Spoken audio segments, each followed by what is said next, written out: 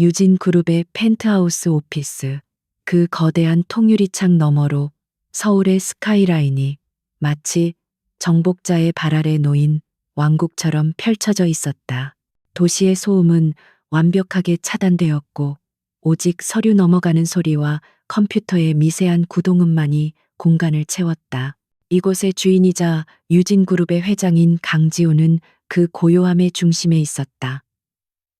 그는 감정의 동요 하나 없는 완벽한 통제력으로 제국을 다스리는 젊은 군주와 같았다. 그의 시선은 다음 분기 사업 계획서에 고정되어 있었지만 그의 머릿속은 곧 있을 약혼식을 그리고 있었다.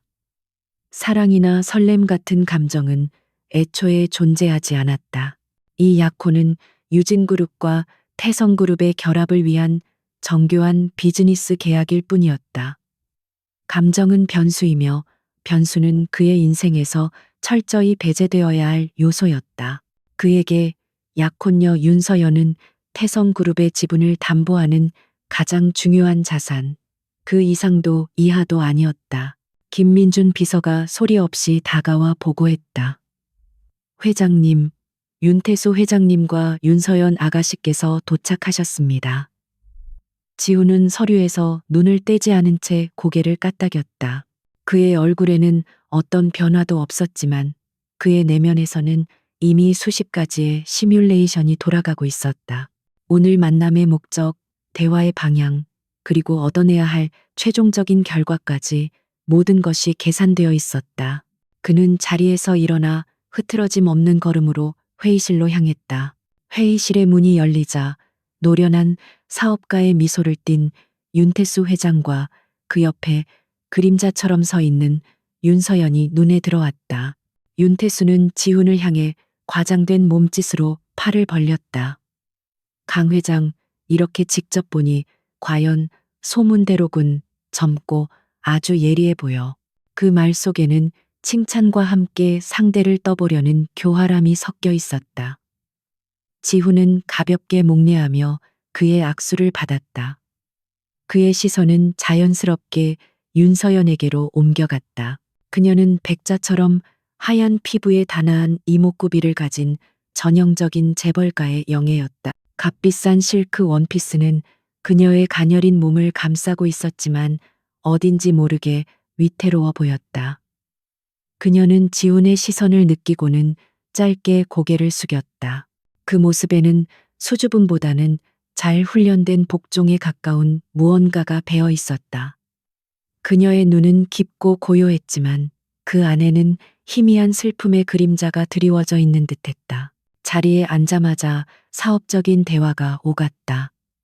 윤태수는 두 그룹의 합병 시너지 효과에 대해 열변을 토했고 지훈은 날카로운 질문으로 그의 논리의 허점을 파고들었다. 대화는 팽팽한 긴장감 속에서 이어졌다. 윤서연은 그저 조용히 앉아 차를 마실 뿐이었다. 그녀는 이 거대한 비즈니스 논의의 중심에 있는 인물이었지만 정작 그녀 자신은 철저히 소외된 이방인처럼 보였다. 지우는 그녀의 존재를 거의 의식하지 않으려 애썼다. 바로 그 순간이었다. 지훈이 합병 후 지분 구조에 대한 예리한 분석을 내놓았을 때 윤서연은 그의 말을 들으며 무의식적으로 머리카락 한 가닥을 귀 뒤로 넘겼다. 아주 사소하고 거의 눈에 띄지 않는 버릇이었다. 하지만 그 섬세한 손가락의 움직임과 살짝 기울어지는 고개의 각도, 그 모든 것이 마치 시간이 멈춘 것처럼 지훈의 눈에 슬로우 모션으로 각인되었다.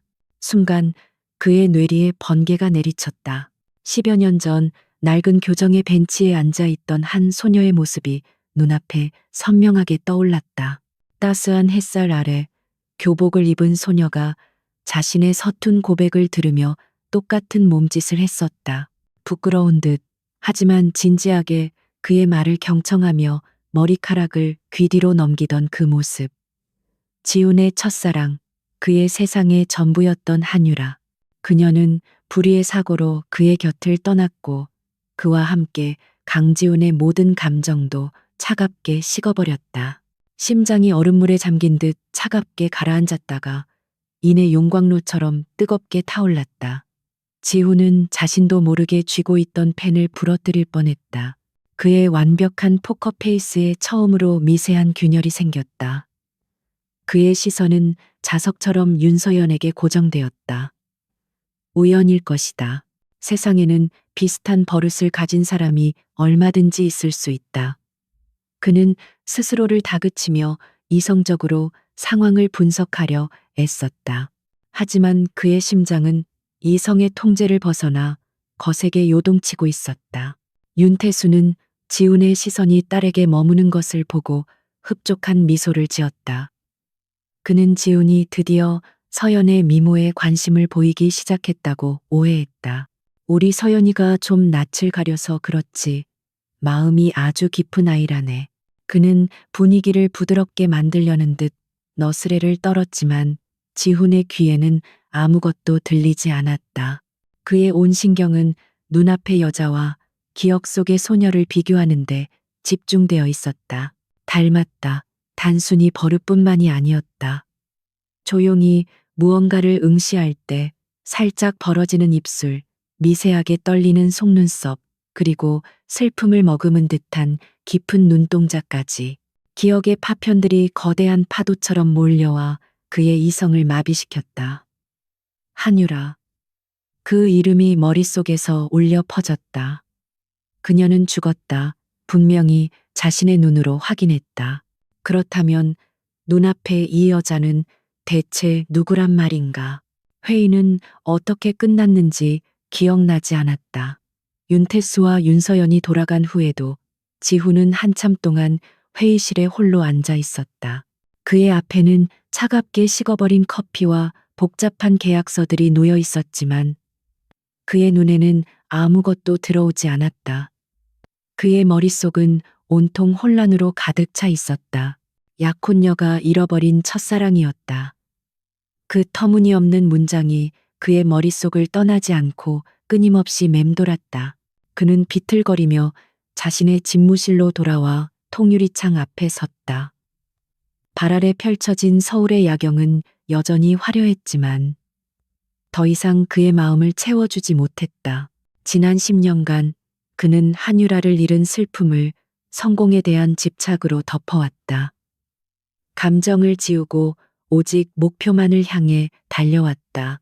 그렇게 쌓아올린 그의 완벽한 세계가 오늘 아주 사소한 몸짓 하나의 송두리째 흔들리고 있었다. 지우는 인터폰을 들어 김민준 비서를 호출했다. 그의 목소리는 평소처럼 차분했지만 그 안에는 미세한 떨림이 섞여 있었다. 김 비서, 윤서연 씨에 대해 다시 조사해. 태어날 때부터 지금까지 사소한 것 하나도 놓치지 말고 전부. 그는 잠시 말을 멈췄다가 더욱 낮은 목소리로 덧붙였다. 그리고 10년 전 한유라 학생 교통사고 건도 다시 한번 확인해봐. 당시 사건 기록부터 주변 인물까지 먼지 한 톨까지 샅샅이 뒤져. 수화기를 내려놓은 지훈의 눈빛은 이전보다 훨씬 더 차갑고 날카로워져 있었다.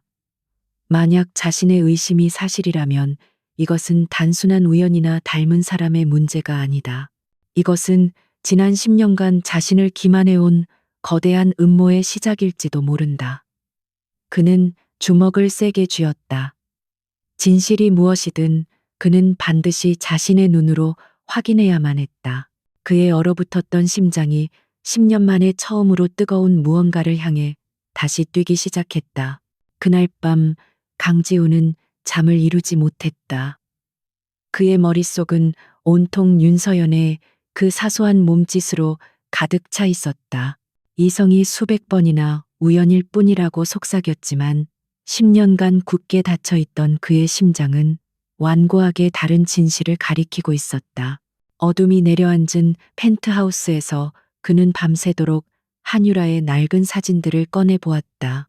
사진 속에서 환하게 웃고 있는 소녀와 슬픈 그림자를 들이운 윤서연의 얼굴이 겹쳐 보였다. 다음 날부터 지훈의 일상은 미세하게 뒤틀리기 시작했다. 그는 약혼 준비라는 완벽한 명분을 내세워 윤서연을 만나는 횟수를 늘렸다.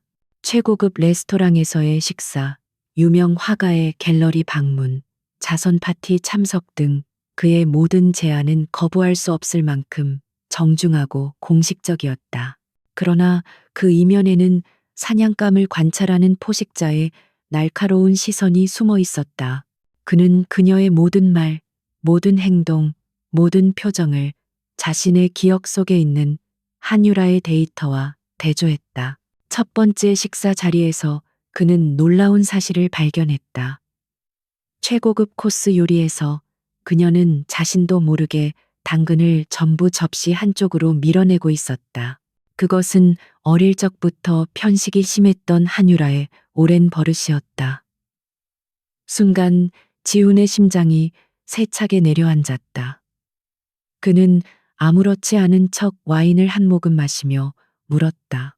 싫어하는 음식이라도 있습니까? 그의 질문에 서연은 잠시 당황한 듯 포크를 내려놓았다. 아닙니다. 그냥 어릴 때부터 손이 잘 가지 않아서요. 그녀의 대답은 평범했지만 그 대답을 하는 동안 그녀의 눈동자가 미세하게 흔들리는 것을 지우는 놓치지 않았다. 마치 스스로도 이유를 모르는 행동에 대해 변명하는 사람처럼 보였다. 그는 더 이상 묻지 않았지만 그의 마음속 의심의 씨앗은 더욱 깊이 뿌리를 내렸다. 그는 그녀의 완벽하게 조작된 인생 뒤에 숨겨진 진짜 모습을 찾아내기로 결심했다. 그의 관찰은 집요하고 치밀해졌다. 지훈의 변화를 가장 먼저 감지한 것은 윤태수였다. 그는 처음에 지훈이 자신의 딸에게 푹 빠졌다고 생각하며 만족스러워했다. 사랑 없는 정략 결혼보다는 서로에게 호감이 있는 편이 사업을 진행하는데 훨씬 수월할 터였다.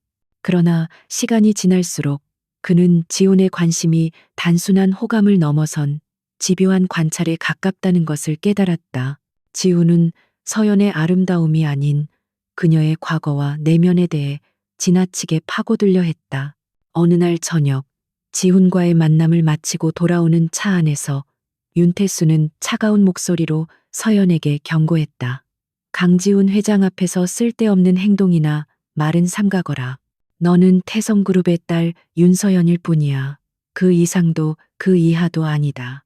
그의 목소리에는 아버지의 걱정이 아닌 주인의 냉혹한 명령이 담겨 있었다. 서연은 창밖을 바라보며 대답 없이 입술을 깨물었다. 그녀에게 윤서연이라는 이름은 언제나 벗어날 수 없는 무거운 족쇄와도 같았다. 윤태수는 계속해서 그녀를 압박했다.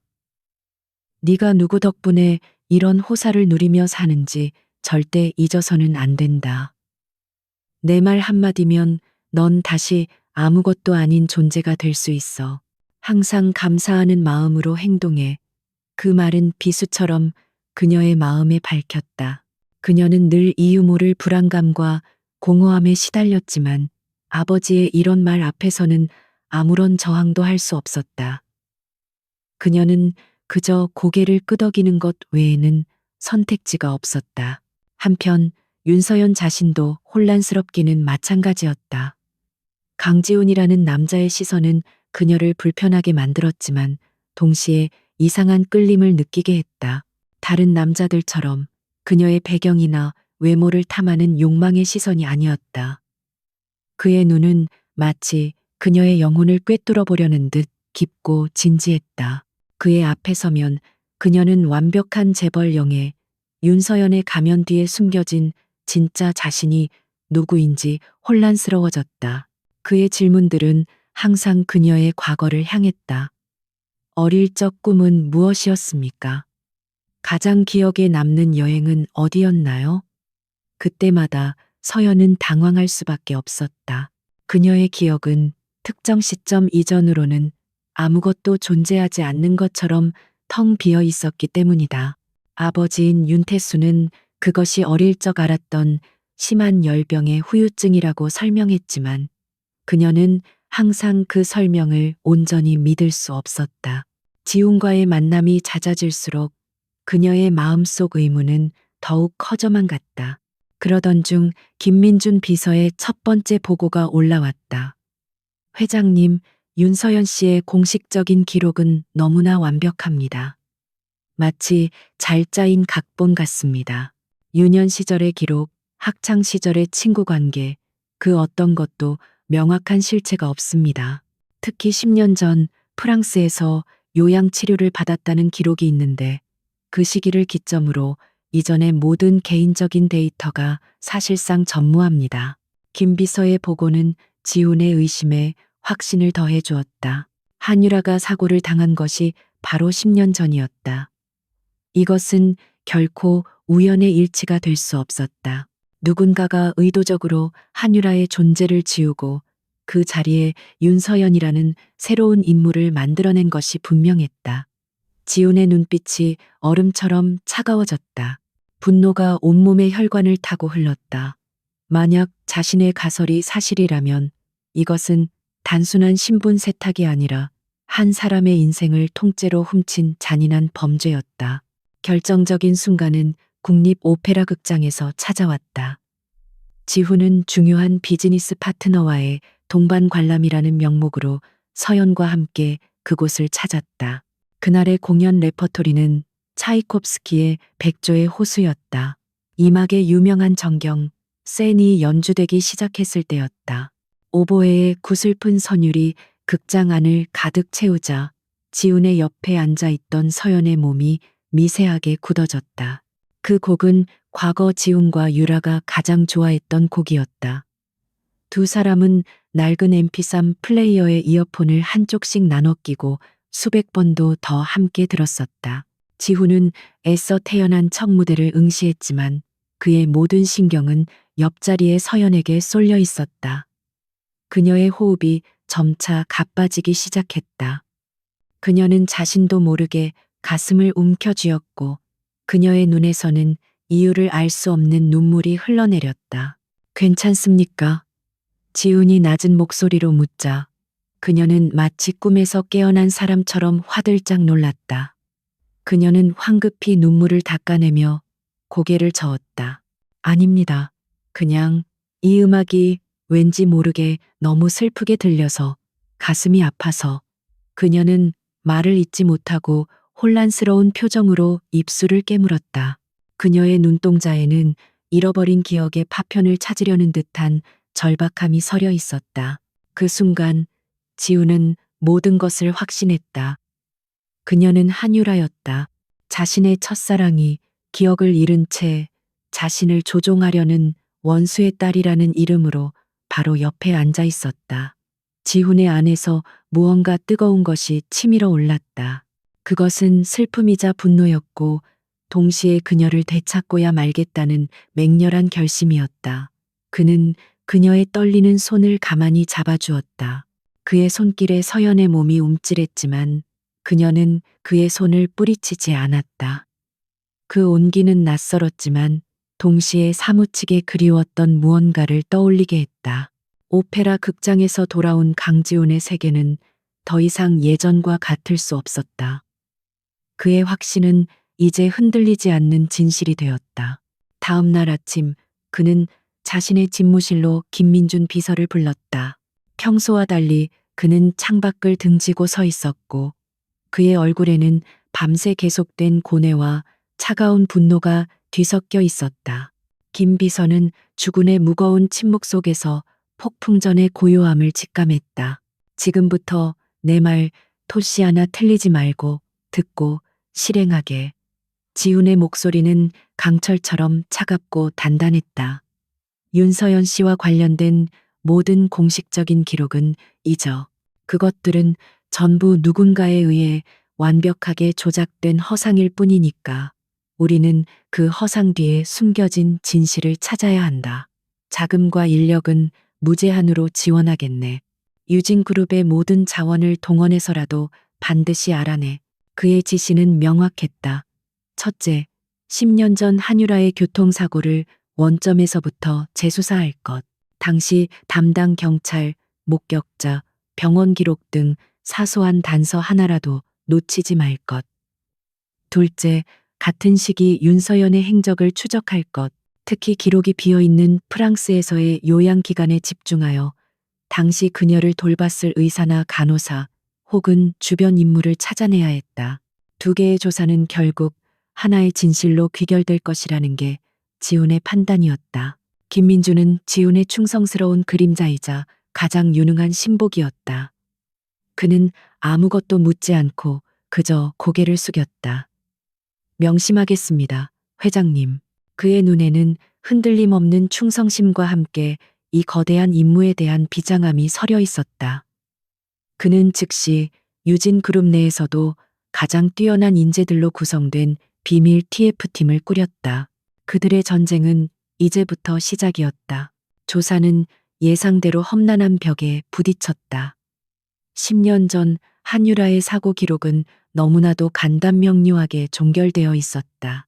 뺑소니 차량은 끝내 찾지 못했고 유일한 목격자의 진술은 애매모호했으며 담당 형사는 얼마 지나지 않아 지방으로 좌천된 후 퇴직한 상태였다. 모든 것이 마치 거대한 손에 의해 의도적으로 정리된 듯한 인상을 주었다. 그들은 퇴직한 형사의 행방을 쫓기 시작했지만 그는 이미 여러 차례 거처를 옮기며 종적을 감춘 뒤였다. 프랑스 쪽의 상황은 더욱 심각했다. 윤서연이 머물렀다는 요양병원은 최고 수준의 보안을 자랑하는 곳으로 환자의 개인정보 보호를 이유로 그 어떤 자료도 외부에 공개할 수 없다는 원칙을 고수했다.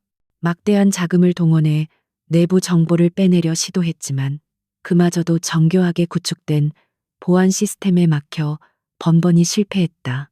윤태수는 10년이라는 시간 동안 자신이 만든 거짓된 성벽을 철옹성처럼 견고하게 다져놓았던 것이다.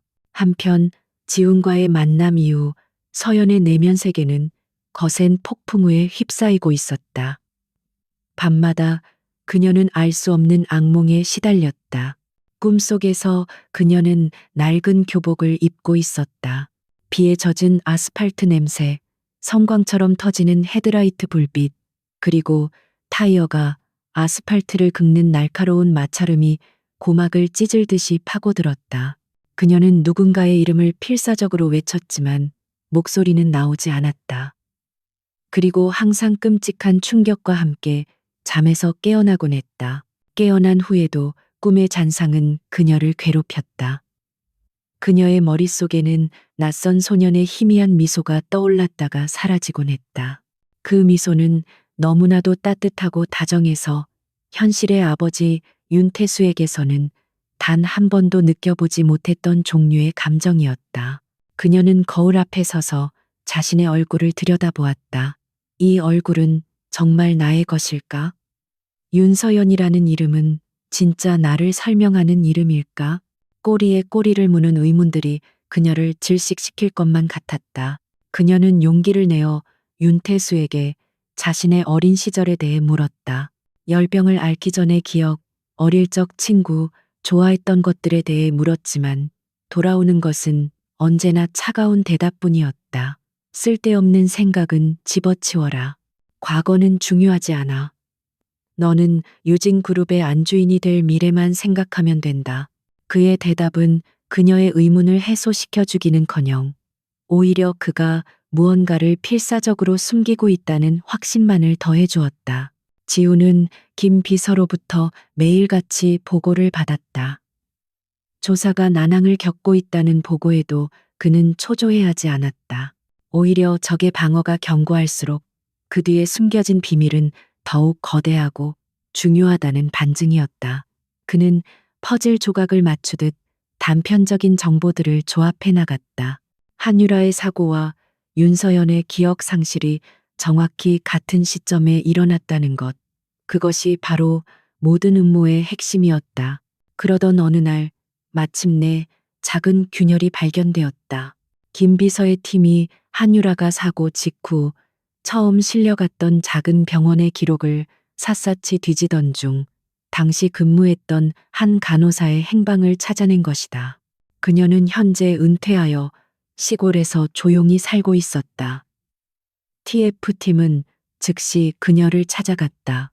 처음 그녀는 10년 전의 일이라며 아무것도 기억나지 않는다고 손사래를 쳤지만 팀원들의 끈질긴 설득과 거액의 보상금 제시에 마침내 무거운 입을 열었다.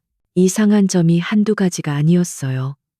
그날 밤 끔찍한 사고를 당한 여학생이 실려왔죠. 상태가 너무 위중해서 모두들 가망이 없다고 생각했어요. 그런데 얼마 지나지 않아 덩치 큰 남자들이 들이닥치더니 막무가내로 환자를 다른 병원으로 옮겨야 한다고 했어요. 당시 주치의는 절대 안 된다고 반대했지만 그중 한 명이 엄청난 거물이란 걸 알아본 병원장이 서둘러 이송을 허락했죠. 그 후 그 학생에 대한 모든 기록은 병원에서 감쪽같이 사라졌어요. 김민주는 간호사의 증언을 녹음하여 즉시 지훈에게 보고했다. 수화기 너머로 보고를 듣는 지훈의 눈빛이 칼날처럼 날카로워졌다. 모든 조각이 하나의 그림을 향해 맞춰지고 있었다. 윤태수. 그가 이 모든 일의 배후에 있었다. 그는 사고로 죽어가던 유라를 빼돌려 그녀의 기억을 지우고 자신의 딸로 둔갑시킨 것이다. 자신의 야망을 위해 한 소녀의 인생을 통째로 짓밟고 훔친 악마. 지훈의 주먹이 분노로 하얗게 굳어졌다. 이제 더 이상 추측이 아니었다. 이것은 전쟁이었다. 은퇴한 간호사의 증언은 강지훈의 차가운 분노에 기름을 붓는 격이었다. 그의 의심은 이제 뼈와 살을 가진 확신이 되었다. 그는 즉시 김민준 비서에게 추가 명령을 하달했다. 이제부터는 수비가 아닌 공격이었다. 그는 더 이상 윤태수가 만들어 놓은 거짓의 성벽 주변을 맴돌 생각이 없었다. 성벽을 부수고 그 안에 진실을 끌어내야만 했다. TF팀은 두 갈래로 나뉘어 움직였다. 한 팀은 간호사의 증언에 등장한 거물의 정체를 파악하는 데 집중했다.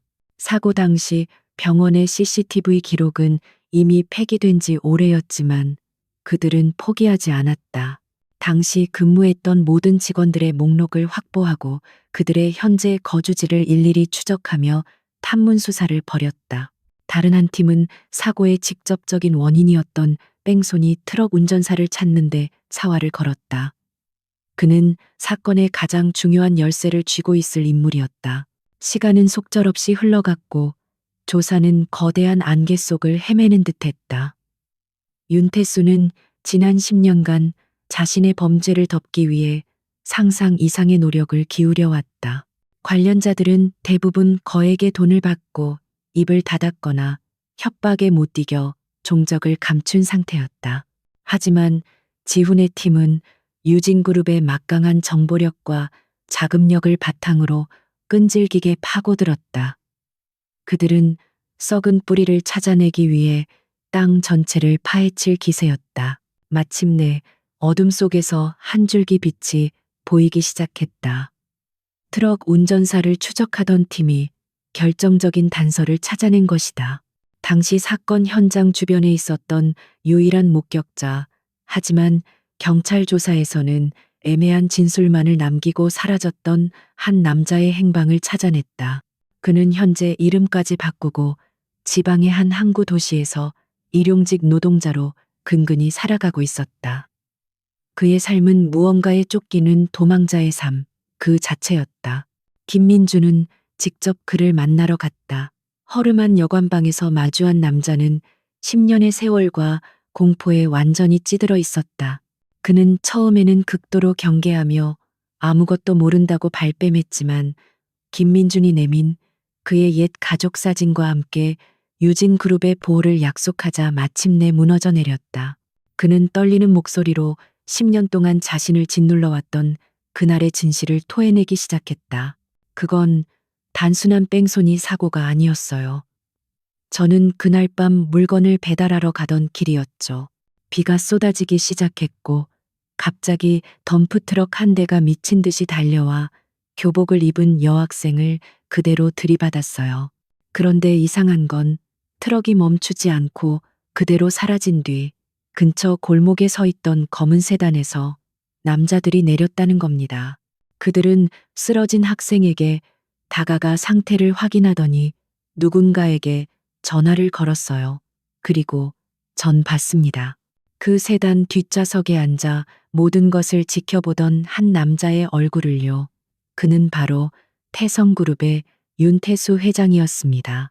남자의 증언은 충격적이었다. 그는 윤태수의 얼굴을 똑똑히 기억하고 있었다. 사고 직후 의문의 남자들이 찾아와 그의 가족을 빌미로 협박했고 그는 거액의 돈을 받고 입을 닫은 채 도망치듯 살아야만 했다. 김민주는 그의 모든 증언을 녹화하고 그의 신변 보호를 약속했다. 이것은 윤태수의 목에 겨눌 가장 날카로운 비수였다. 거의 같은 시각 지우는 약혼식에 입을 드레스를 고른다는 명목으로 서연과 함께 있었다. 하지만 그는 그녀를 화려한 드레스숍이 아닌 서울 외곽의 한적한 수목원으로 데려갔다. 그곳은 과거 그와 유라가 함께 미래를 꿈꾸며 자주 찾았던 비밀 장소였다. 물론 그는 그런 내색을 전혀 하지 않았다. 잠시 머리를 식히고 싶어서요. 여기가 조용하고 좋다고 들었습니다. 그의 변명은 자연스러웠다. 서연은 이유를 알 수 없는 그리움에 사로잡혔다. 처음 와보는 곳이었지만 모든 것이 이상할 정도로 낯익었다. 흙냄새, 오래된 나무들의 향기, 그리고 아카시아 꽃의 달콤한 향기까지. 그녀는 홀린 듯이 숲길을 걸었다. 바로 그때 마치 하늘이 약속이라도 한 듯 세찬 여름 소나기가 쏟아지기 시작했다. 지훈은 익숙하게 그녀의 팔을 이끌고 작은 비가림막 아래로 몸을 피했다. 차가운 빗방울이 아스팔트 바닥에 부딪히며 피어오르는 냄새, 그리고 빗물에 젖은 아카시아 향기가 뒤섞여 그녀의 코끝을 강하게 자극했다. 순간 그녀의 머릿속에서 무언가 쨍하고 깨지는 듯한 느낌이 들었다. 눈앞이 아찔해지며 수많은 기억의 파편들이 폭풍처럼 휘몰아쳤다. 낡은 교복, 똑같은 소나기, 그리고 자신의 어깨를 감싸주던 한 소년의 따뜻한 체온. 그녀의 눈앞에 한 소년의 얼굴이 선명하게 떠올랐다. 앳되지만 지금의 강지훈과 똑 닮은 얼굴. 그의 다정한 목소리가 귓가에 울리는 듯했다. 유라야, 비가 그치면 우리 기억은 거기까지였다. 하지만 그 단 한 조각의 기억만으로도 그녀의 세상은 송두리째 뒤흔들렸다. 그녀는 저도 모르게 비틀거리며 옆에 서 있던 지훈의 옷자락을 붙잡았다. 그녀의 입술에서 떨리는 목소리가 새어나왔다. 지훈, 씨, 아니었다. 그녀가 부르려던 이름은 그게 아니었다. 더 다정하고 더 친근한 그 이름. 그녀의 영혼 깊은 곳에 각인되어 있던 그 이름. 지훈, 아, 그 말이 그녀의 입에서 흘러나오는 순간 지훈의 심장은 그대로 멈추는 듯했다.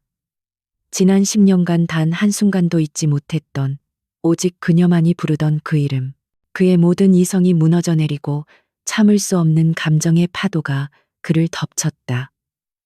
그는 비틀거리는 그녀의 몸을 강하게 끌어안았다. 바로 그 순간 그의 주머니에서 휴대폰이 진동했다. 김민준 비서였다. 회장님, 목격자를 확보했습니다. 윤태수 회장이 현장에 있었다는 명백한 증언, 영상으로 확보했습니다. 수화기 너머로 들려오는 승리의 보고는 그러나 지금 지훈의 귀에는 희미하게만 들렸다. 그의 온 신경은 품 안에 떨고 있는 그녀에게 쏠려 있었다. 그는 이제 모든 것을 가졌다. 적의 심장을 꿰뚫을 증거와 잃어버렸던 자신의 심장. 전쟁의 서막이 올랐다. 빗속에서 서로를 확인한 그 순간 강지훈과 한유라의 세상은 10년의 시간을 거슬러 다시 하나가 되었다. 지훈은 더 이상 망설이지 않았다. 그는 김민준 비서에게 전화를 걸어 짧고 단호한 명령을 내렸다. 목격자는 안전한 곳으로 옮기고 철저히 보호해. 그리고 윤태수 회장에게 연락해서 내일 오전 긴급 이사회 안건으로 유진그룹 본사에서 만나자고 전하게. 그의 목소리는 차가웠지만 유라를 붙잡은 그의 팔은 그 어떤 불길보다도 뜨거웠다. 그는 유라를 자신의 차에 태우고 한남동에 위치한 개인 별장으로 향했다. 그곳은 유진그룹의 그 누구도 알지 못하는 오직 그만의 완벽한 안식처였다. 차가 달리는 내내 두 사람 사이에는 침묵이 흘렀다. 하지만 그 침묵은 어색함이 아닌 말로는 다 표현할 수 없는 수많은 감정들이 뒤섞인 응축된 시간이었다. 유라는 창밖으로 스쳐 지나가는 도시의 불빛을 바라보며 자신의 잃어버린 10년을 더듬었다. 그리고 지우는 그런 그녀의 옆모습을 힐끗거리며 10년간 겪었던 지옥 같은 고독을 삼켰다. 별장에 도착하자마자 지우는 그녀에게 따뜻한 차를 건네며 조심스럽게 입을 열었다. 괜찮아? 그의 목소리에는 CEO 강지훈의 냉철함 대신 오직 한유라만을 기억하는 소년 강지훈의 애틋함이 묻어 있었다. 유라는 천천히 고개를 끄덕였다. 그녀의 눈동자는 여전히 혼란으로 가득했지만 그 중심에는 지훈을 향한 깊은 신뢰가 자리 잡고 있었다. 기억나? 전부는 아니지만 조각들이. 그녀는 힘겹게 말을 이었다. 꿈속에서 보았던 것들이 오늘 비냄새와 아카시아 향기를 맡는 순간 갑자기 현실처럼 느껴졌어. 내 얼굴, 내 목소리, 그리고 내 이름. 나는 윤서연이 아니야. 나는 그녀의 목소리가 떨려왔다. 지우는 그녀의 손을 부드럽게 감싸 쥐었다. 알아, 너는 한유라야. 내 첫사랑이고 내 세상의 전부였던 사람. 그의 말에 유라의 눈에서 뜨거운 눈물이 흘러내렸다. 그것은 슬픔의 눈물이자 10년 만에 자신의 정체성을 되찾은 안도의 눈물이었다. 그녀는 지훈에게 지난 10년간 윤태수의 딸로 살면서 겪었던 공허함과 불안감, 그리고 정체 모를 악몽에 대해 털어놓았다. 지훈은 묵묵히 그녀의 이야기를 들어주었다. 그녀의 고통 하나하나가 그의 심장에 비수처럼 밝혔다. 그는 윤태수라는 악마를 절대로 용서할 수 없었다. 이야기를 마친 유라는 결심한 듯한 눈빛으로 지훈을 바라보았다. 그 사람 윤태수 회장은 대체 나에게 왜 이런 짓을 한 거야? 우리 사이에 무슨 일이 있었던 거지? 그녀의 질문에 지훈의 얼굴이 싸늘하게 굳어졌다. 그는 이제 모든 진실을 그녀에게 말해주어야 했다. 그것은 잔인한 일이었지만 내일의 전쟁을 위해서는 반드시 필요한 과정이었다. 그는 유라의 두 눈을 똑바로 마주하며 천천히 입을 열었다. 그는 10년 전 유진그룹과 태성그룹이 벌였던 치열한 경영권 분쟁에 대해 이야기했다. 당시 윤태수는 비열한 방법으로 유진그룹을 차지하려 했고 지훈의 아버지는 그에 맞서 싸우다 결국 과로와 스트레스로 심장마비를 일으켜 돌아가셨다. 경영권 방어에는 성공했지만 지훈은 아버지를 잃었다. 그리고 얼마 지나지 않아 마치 약속이라도 한 듯 유라마저 사고로 잃게 된 것이었다. 당시에는 몰랐지만 이제 와서 모든 조각을 맞춰보니 명확해졌다. 유라의 사고는 윤태수가 지훈에게 가한 가장 잔인하고 비열한 복수였다. 모든 진실을 알게 된 유라의 얼굴은 하얗게 질려 있었다. 그녀는 자신이 사랑하는 사람을 파멸시키기 위해 만들어진 복수의 도구였다는 사실에 몸서리쳤다. 분노와 배신감이 온몸을 휘감았다. 그녀를 딸처럼 대한 것이 아니라 가장 날카로운 무기로서 키워왔다는 사실이 그녀를 절망에 빠뜨렸다. 하지만 그녀는 무너지지 않았다. 그녀의 눈빛에는 슬픔 대신 차가운 분노와 결의가 타올랐다. 내일 나도 함께 가겠어. 그 사람의 얼굴을 직접 보고 내 입으로 진실을 듣고 싶어. 다음 날 아침 유진그룹의 최고층 회의실에는 무거운 긴장감이 감돌았다. 윤태수는 갑작스러운 이사회 소집에 의아해하면서도 아마도 약혼과 관련된 중요한 발표일 것이라 짐작하며 의기양양한 표정으로 자리에 앉았다. 그러나 회의실 문이 열리고 강지훈과 함께 들어서는 유라의 얼굴을 보는 순간 그의 표정은 순식간에 굳어졌다. 유라의 눈빛은 더 이상 과거의 순종적인 딸의 것이 아니었다. 그곳에는 그가 가장 두려워하는 진실의 그림자가 서려 있었다. 이렇게 갑자기 뵙자고 한 것은 윤태수 회장님께 개인적으로 드릴 말씀이 있어서입니다. 지훈은 회의 테이블 상석에 앉으며 차갑게 입을 열었다. 그의 양옆으로는 김민준 비서와 법무팀장이 배석했다. 윤태수는 애써 태연한 척 웃으며 말했다. 하하, 강 회장. 둘만의 자리도 아니고 이렇게 사람들을 모아놓고 할 이야기가 뭔가? 그는 불안감을 감추기 위해 과장되게 행동했지만 그의 눈은 불안하게 흔들리고 있었다. 지우는 테이블 위에 작은 녹음기 하나를 올려놓았다. 그리고 버튼을 눌렀다. 회의실에는 10년 전 사고 목격자의 떨리는 목소리가 울려 퍼지기 시작했다. 윤태수가 사고 현장에 있었다는 명백한 증언이 흘러나오자 그의 얼굴은 사색이 되었다. 이게 대체 무슨 어디서 이런 말도 안 되는 거짓 증거를. 그가 벌떡 일어나 소리쳤지만 지훈은 눈 하나 깜짝하지 않았다. 거짓 증거라. 그렇다면 이것도 거짓일까요? 지훈은 이어서 스크린에 영상 하나를 띄웠다.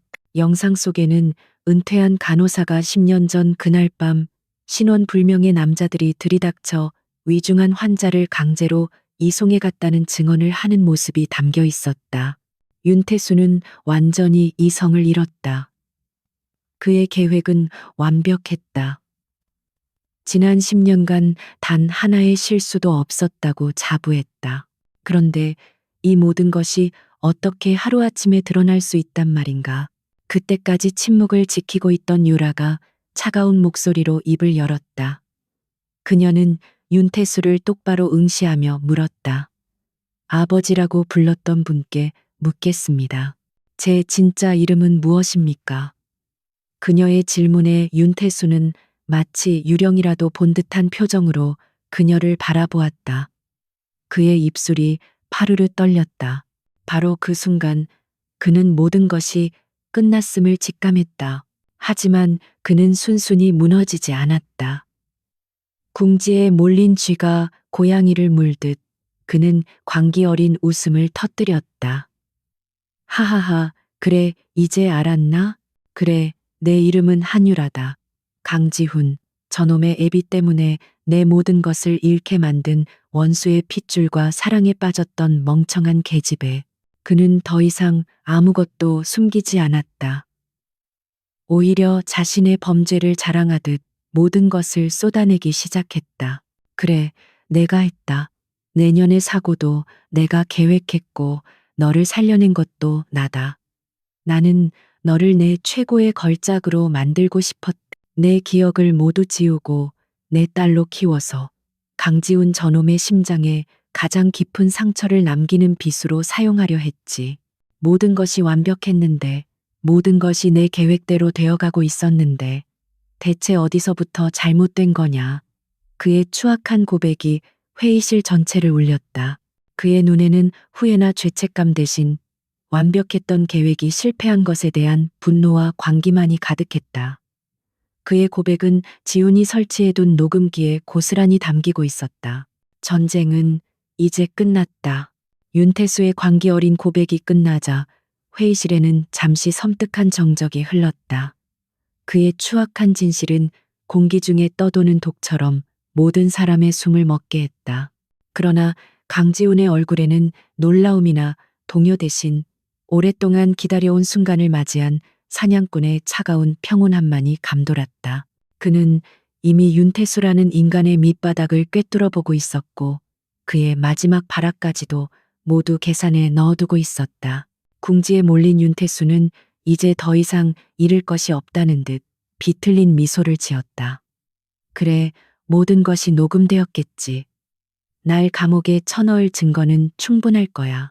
하지만 강지훈, 내가 순순히 무너질 거라고 생각했다면 큰 오산이다. 그는 자신의 재킷 안주머니에서 태블릿 PC를 꺼내 테이블 위로 던지듯 내려놓았다. 그의 눈빛은 패배자의 절망이 아닌 모든 것을 함께 파괴하려는 동기어진의 광기로 번뜩였다. 내가 지난 몇 달간 뭘 준비했는지 아나? 너와 내년의 과거 노름에 빠져 있는 동안 나는 유진그룹의 숨통을 끊어놓을 비장의 카드를 준비했다. 그가 태블릿을 작동시키자 스크린에는 유진그룹의 내부 기밀 문서와 재무제표의 취약점을 분석한 데이터들이 나타났다. 동시에 회의실 벽면에 설치된 대형 스크린에는 실시간 주식시장 현황이 떠올랐다. 갑자기 유진그룹의 주가가 미친 듯이 곤두박질치기 시작했다. 회의실은 순식간에 아수라장이 되었다. 동석했던 임원들의 얼굴이 하얗게 질렸고 여기저기서 당황한 외침이 터져 나왔다. 윤태수는 그 모습을 보며 승리감에 도취된 웃음을 터뜨렸다. 하하하, 놀랐나? 이건 시작에 불과해. 내가 매수한 내부 스파이들과 해커들이 지난 몇 달간 빼돌린 정보다. 너희들의 신규 사업 계획, 해외 계약의 약점, 비자금 내역까지 전부 내 손안에 있다. 오늘부로 유진그룹은 시장에서 공중분해될 것이다. 그것은 치명적인 공격이었다. 정상적인 상황이라면 그 어떤 기업도 버텨낼 수 없는 모든 약점을 동시에 파고드는 전면전. 윤태수는 강지훈이 개인적인 복수심에 눈이 멀어 기업 경영에는 소홀했을 것이라 확신했다. 그러나 그는 치명적인 실수를 저질렀다. 그는 강지훈이 어떤 사람인지 전혀 모르고 있었다. 강지훈은 감정에 휘둘리는 평범한 인간이 아니었다. 그는 모든 변수를 계산하고 최악의 상황까지 대비하는 냉철한 전략가였다. 모두가 공황에 빠진 그 순간에도 지훈은 미동도 없이 자신의 자리에서 스크린을 응시하고 있었다. 그의 입가에 오히려 옅은 미소가 번졌다. 그게 당신의 마지막 카드였습니까? 윤 회장? 그의 차분한 목소리는 혼란스러운 회의실의 공기를 단숨에 장악했다. 그는 김민준 비서에게 고갯짓을 했다. 김 비서는 준비했다는 듯 노트북을 열어 대형 스크린의 화면을 전환시켰다. 스크린에는 전혀 다른 종류의 데이터가 나타나기 시작했다. 그것은 지난 몇 달간 유진그룹 내부 정보망에 접근했던 모든 IP 주소와 해킹 시도 기록, 그리고 그 배후를 추적한 결과 보고서였다. 보고서의 가장 마지막에는 윤태수의 자금으로 움직이는 유령 회사의 이름이 선명하게 찍혀 있었다. 지훈은 자리에서 일어나 윤태수에게 천천히 다가가며 말했다. 당신이 심어놓은 스파이, 당신이 고용한 해커들. 저는 이미 몇 주 전부터 전부 파악하고 있었습니다. 윤태수의 얼굴에서 웃음기가 사라졌다. 지훈의 목소리는 얼음처럼 차가웠다. 당신이 손에 넣었다고 생각하는 그 기밀 정보들은 사실 제가 당신에게 흘린 가짜 정보들입니다. 당신이 그 미끼를 물고 헛된 공격에 모든 자금을 쏟아붓도록 유도한 것이죠. 당신이 덫에 빠져 허우적거리는 동안 저는 조용히 당신의 태성그룹을 무너뜨릴 준비를 하고 있었습니다. 지훈의 말이 끝나기 무섭게 스크린의 주식시장, 현황판에 놀라운 변화가 일어났다. 추락하던 유진그룹의 주가가 엄청난 매수세와 함께 순식간에 반등하기 시작했다. 반면 견고해 보였던 태성그룹의 주가가 이번에는 폭포수처럼 쏟아져 내리기 시작했다. 그것은 지훈이 미리 준비해둔 막대한 자금을 이용한 역공이었다. 동시에 김민주는 손짓 한 번으로 모든 증거 자료를 주요 언론사와 증권감독위원회에 전송했다. 목격자의 증언 영상, 간호사의 인터뷰, 그리고 방금 전 윤태수가 자신의 입으로 모든 범죄를 자백한 녹음 파일까지. 태성그룹 윤태수 회장, 10년 전 살인교사 및 납치, 감금 혐의라는 속보가 터져나오기 시작했다. 언론의 파급력은 무서웠다. 태성그룹의 주가는 단순한 하락이 아닌 존재 자체가 증발하는 수준으로 폭락했다. 태성그룹의 이사회는 긴급 소집되었고 그의 해임안이 발의되었다는 소식이 실시간으로 들려왔다. 윤태수는 자신의 눈앞에서 벌어지는 광경을 믿을 수 없다는 듯 허망한 표정으로 주저앉았다. 그의 완벽했던 제국, 그의 모든 야망이 단 몇 분 만에 잿더미로 변해가고 있었다. 그는 자신이 강지훈이라는 젊은 CEO를 얕봤다는 것을, 아니, 자신이 상대한 것은 한 인간이 아니라 복수를 위해 모든 것을 걸고 치밀하게 계획한 거대한 분노 그 자체였다는 것을 깨달았다. 바로 그때 회의실의 문이 거칠게 열리며 검찰 수사관들이 들이닥쳤다. 그들은 망연자실에 있는 윤태수에게 다가가 차가운 수갑을 채웠다. 윤태수 씨, 살인교사, 납치, 주가 조작 및 불법 시장 교란 행위 혐의로 긴급 체포합니다. 수사관의 목소리가 회의실에 선명하게 울려 퍼졌다. 그는 아무런 저항도 하지 못했다. 아니, 할 수 없었다. 그의 모든 것은 이미 끝났으니까. 수사관들에게 끌려나가던 윤태수의 발걸음이 잠시 멈췄다. 그의 텅 빈 눈동자가 마지막으로 지훈과 유라를 향했다. 지훈은 그를 차갑고 무표정한 눈으로 내려다보았다. 그 눈에는 승자의 희열이 아닌 정의를 집행한 자의 냉혹함만이 존재했다. 그리고 그의 옆에 선 유라. 그녀의 눈에는 더 이상 두려움이나 증오가 없었다. 오직 자신의 인생을 되찾은 자의 단단함과 한때 아버지라 불렀던 파멸한 괴물에 대한 작은 연민만이 남아 있었다. 윤태수가 완전히 시야에서 사라지자 회의실을 가득 채웠던 살벌한 기운도 함께 씻겨나갔다.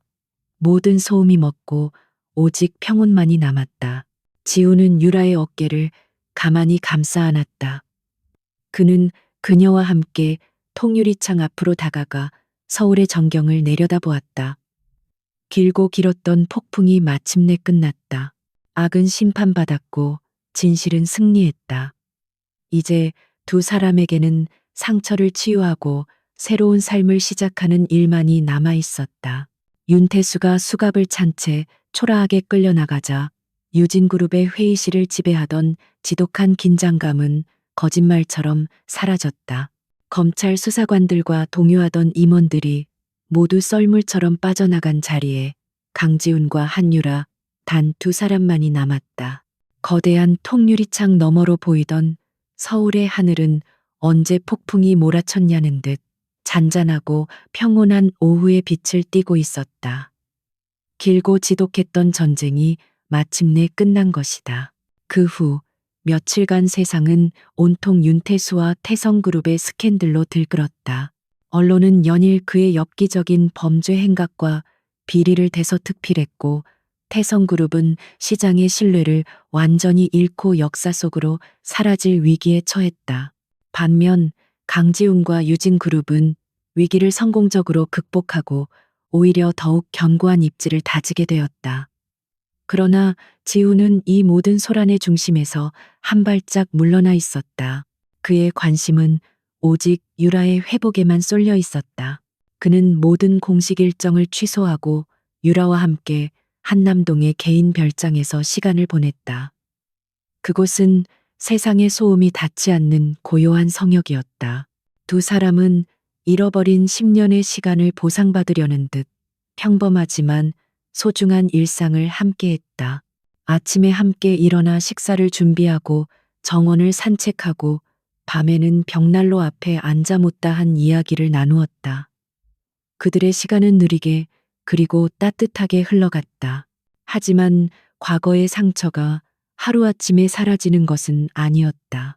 유라는 때때로 악몽을 꾸고 식은땀을 흘리며 깨어났고 문득문득 자신이 누구인지 혼란스러워하며 불안한 눈빛을 보이기도 했다. 그녀에게 잃어버린 10년은 기억나지 않는 공백인 동시에 윤태수라는 악마에게 영혼을 잠식당했던 끔찍한 시간이었다. 그녀는 자신의 정체성을 온전히 되찾기 위해 그 고통스러운 시간을 스스로 마주해야만 했다. 지훈 역시 마찬가지였다. 지난 10년간 그는 복수심이라는 갑옷을 입고 살아왔다. 감정을 느끼는 법을 잊었고 사랑하는 방법을 잃어버렸다. 유라가 곁으로 돌아왔지만 그는 여전히 자신의 감정을 표현하는데 서툴렀다. 그녀가 고통스러워할 때 그저 묵묵히 곁을 지켜주는 것 외에는 무엇을 해야 할지 알 수 없었다. 얼어붙었던 그의 심장이 완전히 녹기까지는 더 많은 시간이 필요했다. 두 사람은 서로의 상처를 보듬으며 조심스럽게 서로에게 다가갔다. 유라가 악몽에 시달리는 밤이면 지훈은 아무 말 없이 그녀의 손을 잡고 밤새 곁을 지켜주었다. 지훈이 과거의 기억에 잠겨 힘들어할 때면 유라는 그의 등을 가만히 쓸어주며 그의 고독을 위로했다.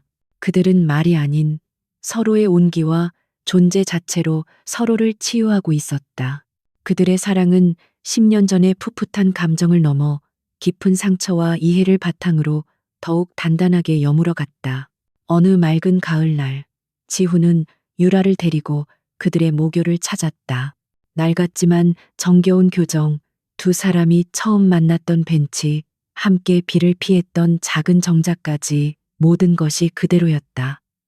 그들은 벤치에 나란히 앉아 따스한 햇살을 받았다. 유라는 지훈의 어깨에 조용히 머리를 기댔다. 그녀의 마음은 놀라울 정도로 평온했다. 더 이상 과거의 망령에 시달리지 않았다. 지훈아, 그녀가 나지막이 불렀다. 나 이제 괜찮은 것 같아.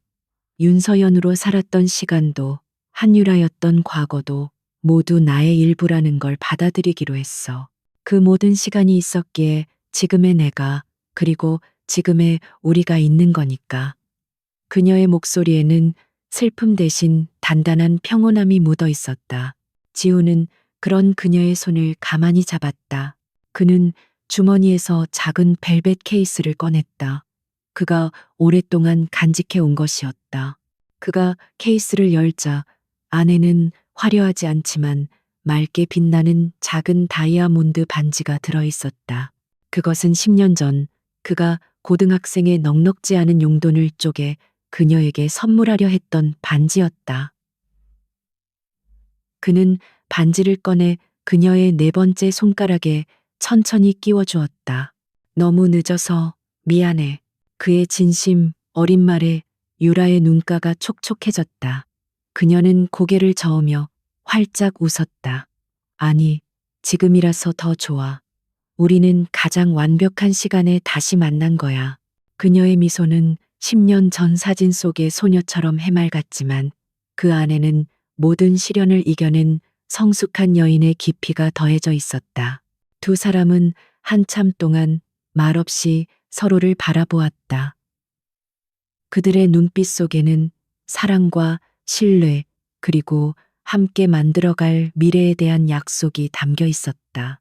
며칠 후 지훈은 유라와 함께 유진그룹의 펜트하우스 오피스에 섰다. 통유리창 너머로 서울의 야경이 보석처럼 반짝이고 있었다. 예전이라면 이곳은 그에게 고독한 왕국이자 치열한 전쟁터였을 것이다. 하지만 이제는 아니었다. 그의 곁에는 유라가 있었고 발 아래 펼쳐진 도시는 더 이상 정복해야 할 대상이 아닌 두 사람이 함께 살아갈 삶의 터전이었다. 지훈이 유라를 뒤에서 가만히 껴안았다. 이제 다시는 널 혼자 두지 않을게. 내 모든 시간을 너와 함께 할 거야. 그의 따뜻한 속삭임에 유라는 눈을 감고 그의 품에 기댔다. 길고 어두웠던 터널이 마침내 끝났다. 수많은 폭풍우가 지나간 뒤 그들의 세상에는 비로소 찬란한 아침이 밝아오고 있었다. 두 사람의 새로운 이야기는 바로 지금 이곳에서 다시 시작되고 있었다.